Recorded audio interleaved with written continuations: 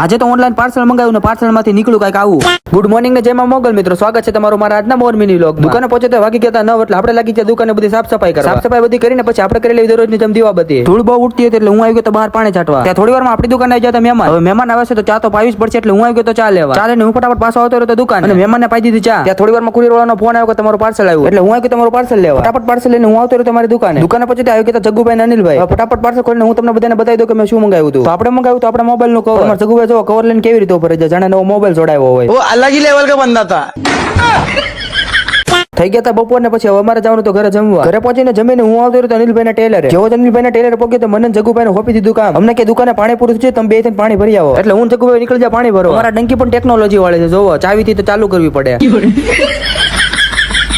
અને પછી ફટાફટ અમે ભરી લીધું પાણી. પાણી ભરીને અમે પાછા આવતા હતા અનિલભાઈ ના ટેલરે. અનિલભાઈ નું પાણી ભરી દીધું એટલે હવે એમને તો કઈ જવા નહીં દેવી. એટલે અમે આવતા હતા અનિલભાઈ ના પૈસા લઈને ચા લેવા. હવે લઈ લીધી ચા ને પાછા આવતા હતા ત્યાં ને ત્યાં. અમારા જગ્ગુભાઈ પડી નાખ્યો ચાનો ભાગ. પણ મારા ભાઈ ની ચા આપવાની ટ્રીક જોવો.